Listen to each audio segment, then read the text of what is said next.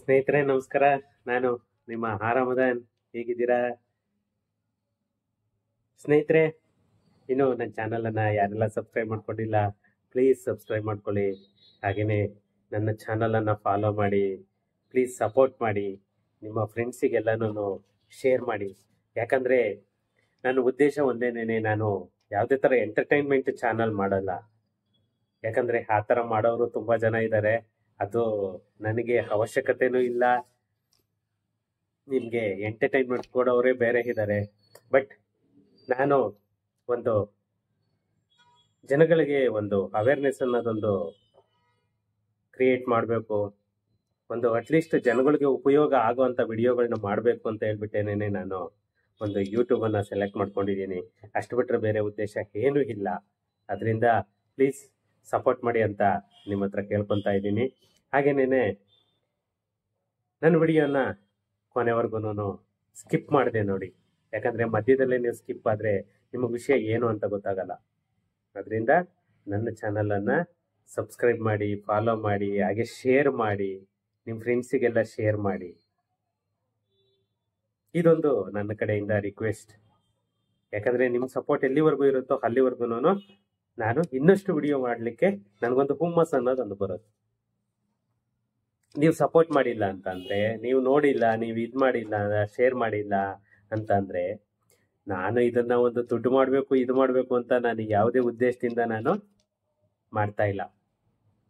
ಯಾಕಂದರೆ ಇವತ್ತು ಎಷ್ಟೋ ಜನ ನಾನು ದಿನ ಬೆಳಗಾದ್ರೆ ನೋಡ್ತೀನಿ. ಯಾಕಂದರೆ ಒಂದು AC, DC, ತಹಸೀಲ್ದಾರು ಎಲ್ಲ ಆಫೀಸುಗಳಲ್ಲಿ ಪ್ರತಿದಿನ ನಾನು ವಿಸಿಟ್ ಮಾಡ್ತಾ ಇರ್ತೇನೆ. ನೋಡಿದ್ರೆ ಅಲ್ಲಿ ಜನಗಳ ಗೋಳು ಹೇಳಲಿಕ್ಕೂ ಆಗಲ್ಲ, ಆ ಥರ ಇದೆ. ಯಾಕೆ ಹೇಳಿ? ಜನಗಳಿಗೆ ಗೊತ್ತಿಲ್ಲ.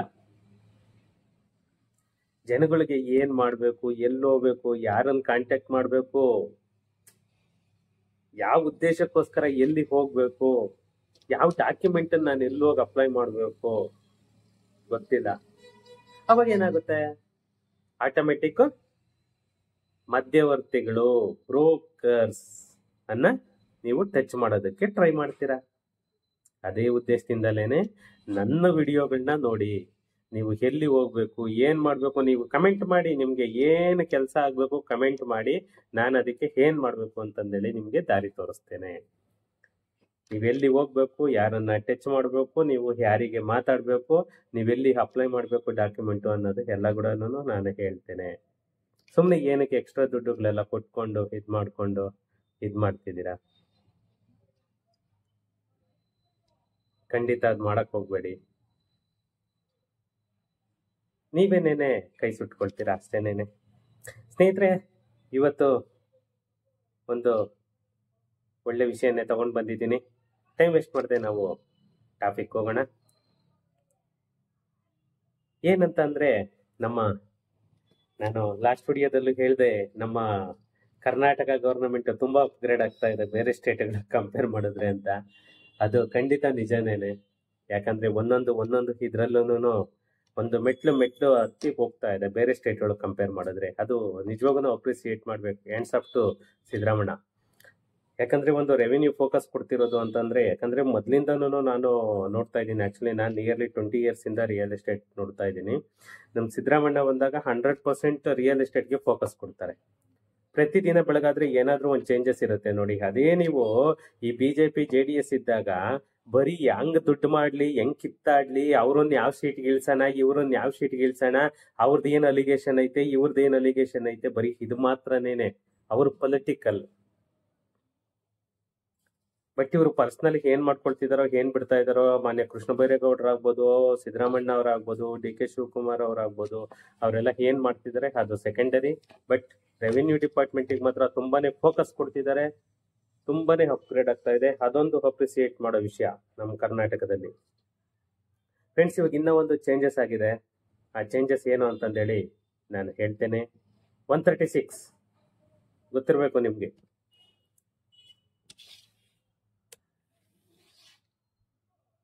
136 ಎಲ್ಲರಿಗೂ ಗೊತ್ತಿರುತ್ತೆ. ಯಾಕಂದರೆ ನಮ್ಮ ರೆವಿನ್ಯೂ ಡಿಪಾರ್ಟ್ಮೆಂಟ್, ನಮ್ಮ ಕಂದಾಯ ಇಲಾಖೆ,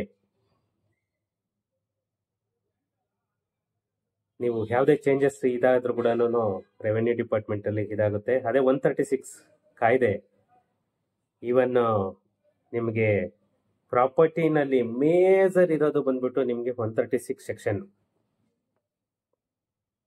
ಇದ್ರಲ್ಲೇನೆ ನಿಮ್ಗೆ ಒಂದು ಆಸ್ತಿ ಪಾಲಾಗ್ಬೋದು, ಒಂದು ಖರೀದಿ ಆಗ್ಬೋದು, ಒಂದು ಅಡಮಾನ ಆಗ್ಬೋದು, ಒಂದು ದಾನ ಆಗ್ಬೋದು, ಒಂದು ವಾರಸತ್ವ ಆಗ್ಬೋದು, ಒಂದು ಗೇಣಿ ಆಗ್ಬೋದು. ಇವೆಲ್ಲದ್ರ ಮುಖಾಂತರನೂ ಎಲ್ಲಾನು ಇಷ್ಟು ಸಬ್ಜೆಕ್ಟ್ಸ್ ಬರೋದು ನಿಮ್ಗೆ 136 ಅಲ್ಲೇನೆ. ಆ 136 ಅಲ್ಲಿ ನೀವಲ್ಲಿ ಹಾಕೊಂಡ್ರೆ ನಿಮ್ಗೆ ಆ ಸೆಕ್ಷನ್ ಅಲ್ಲಿ ನೀವು ಕೇಸ್ ಫೈಲ್ ಮಾಡಿದ್ರೆ ಮಾನ್ಯ DC ಸಾಹೇಬ್ರಿಗೆ ಮಾಡ್ಬೇಕಾಗುತ್ತೆ. ಇಷ್ಟು ದಿನ ಬಂದ್ಬಿಟ್ಟು ಅದು ನೀವು ಹೈಕೋರ್ಟ್ ಅಲ್ಲೂ ಹೋಗ್ಬೋದಾಗಿತ್ತು.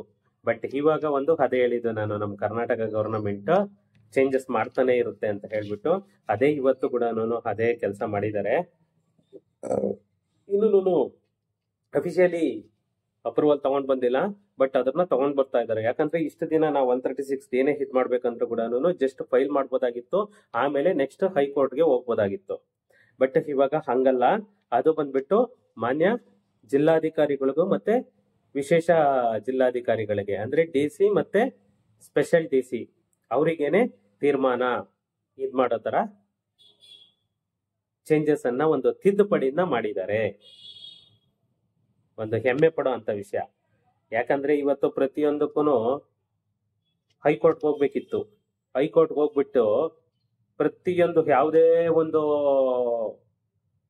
ನಮ್ಮ ಈ 136 ಸೆಕ್ಷನ್ ಪ್ರಕಾರ ನಾವು ಹೋಗ್ಬೇಕು ಅಂತಂದ್ರೆ ನಾವು ಪ್ರತಿಯೊಂದಕ್ಕೂ ಅಲ್ಲಿಗೆ ಹೋಗ್ಬೇಕಾಗಿತ್ತು. ಯಾಕಂದ್ರೆ ಹೈಕೋರ್ಟ್ ಅಲ್ಲಿ ಏನಾಗುತ್ತೆ ಅಂದ್ರೆ ತುಂಬಾ ಕೇಸುಗಳು, ಅಲ್ಲಿ ನಿಮ್ಗೆ ಇಮ್ಮಿಡಿಯೇಟ್ ಡಿಸಿಷನ್ ಅನ್ನೋದೊಂದು ಆಗಲ್ಲ. ಅದೇ DC ಕೋರ್ಟ್ ಅಂತ ಅಂದ್ರೆ ನಿಮ್ಗೆ ಇಮ್ಮಿಡಿಯೇಟ್ ಅದನ್ನ ತಗೊಳ್ತಾರೆ, ನಿಮ್ಗೆ ಬೇಗ ಸಾರ್ಟ್ ಔಟ್ ಆಗುತ್ತೆ.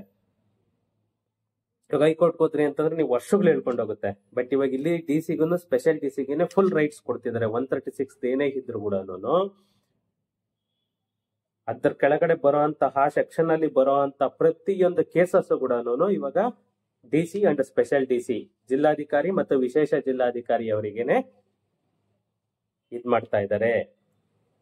ವಿಶೇಷ ಜಿಲ್ಲಾಧಿಕಾರಿ ಮತ್ತೆ ಜಿಲ್ಲಾಧಿಕಾರಿ ಅವರಿಗೆ ಕೊಡೋದ್ರಿಂದ ಇವಾಗ ನಿಮ್ದು 136 ಅಲ್ಲಿ ಯಾವ್ಯಾವ್ದು ಬರುತ್ತೆ ಫೈಲ್ ಮಾಡಿರ್ತೀರಾ ಅವನ್ನ ಇಮ್ಮಿಡಿಯೇಟ್ ನೀವು ಸಾರ್ಟ್ ಔಟ್ ಮಾಡ್ಕೊಳ್ಬಹುದು. ಅದೊಂದು ಬೆನಿಫಿಟ್ ಮಾಡ್ಕೊಳ್ತಾ ಇದೆ ನಮ್ಮ ಕರ್ನಾಟಕ ಗವರ್ನಮೆಂಟ್.